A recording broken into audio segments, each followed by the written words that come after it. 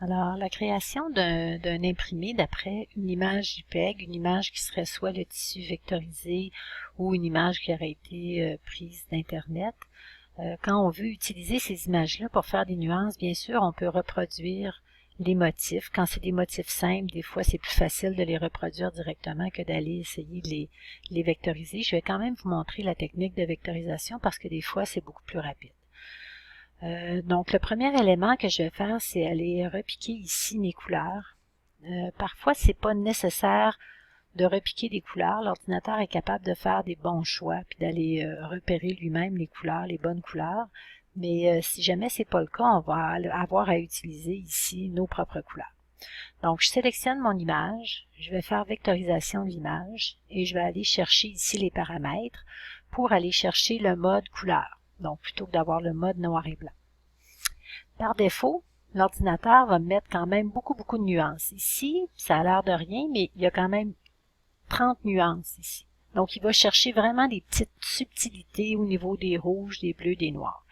Moi, j'ai vraiment 4 couleurs uniquement qui composent mon motif, donc je vais lui demander de se limiter ici à 4 couleurs.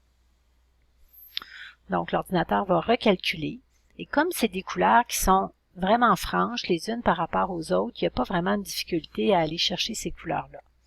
Dans l'exemple où le tissu est un peu plus complexe, comme ça ici, on va avoir besoin d'aller sélectionner nous-mêmes les couleurs parce que l'ordinateur ne fera pas nécessairement le bon choix. Donc ici, une fois que j'ai mon motif qui a été vectorisé, je vais décomposer pour aller récupérer mes formes et je vais aller sélectionner ma répétition. Donc CTRL R pour faire apparaître mes lignes repères. Je vais me placer ici juste un petit peu avant CTRL 0, juste un petit peu avant le point noir. Et je vais faire la même chose ici horizontalement. Je vais me déplacer jusqu'à ce que j'arrive juste à la droite de mon point noir. Je fais la même chose en hauteur. Je vais me placer juste en haut de mon point noir ici. Puis je vais me déplacer ici jusqu'à ce que j'atteigne la même position par rapport au même motif. Donc là, je peux repositionner ici mon ensemble si je veux. Je sais que ma répétition ici, elle fonctionne.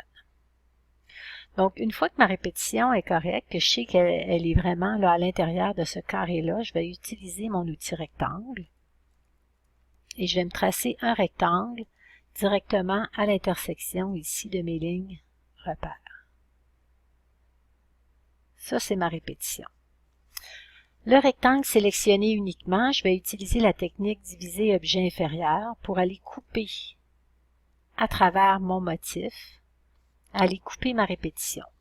Donc ici, je vais aller supprimer mes lignes repères pour qu'on puisse vraiment bien voir que mon motif a été vraiment coupé. Je vais faire CTRL Y pour avoir la vue squelettique et je peux voir ici que le rectangle que j'avais tracé est venu vraiment couper à travers mes motifs.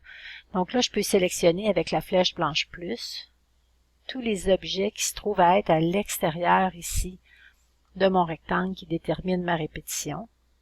Donc tout ce qui est à l'extérieur, je vais le supprimer pour conserver uniquement ma répétition. Donc j'enlève ici, super important d'aller vraiment très près, d'aller enlever tout ce qui dépasse. Et ici, j'ai un autre petit morceau qui dépasse de ce côté-là. Donc je vais faire un zoom agrandi pour m'assurer qu'il n'y a rien qui dépasse, que tout est beau, horizontalement, verticalement.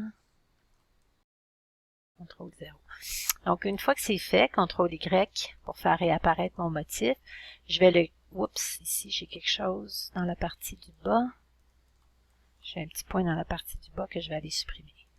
Donc ici, je sélectionne mon motif au complet, je vais aller le glisser à l'intérieur de mon nuancier, puis je vais aller le tester. Donc, je vais me tracer un rectangle qui est plus grand pour voir si mes raccords se font bien.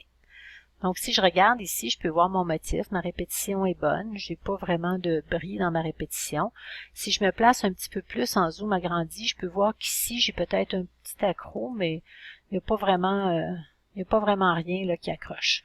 Donc, je vais laisser ça comme ça. Je serai prête à faire du remplissage avec ce motif-là.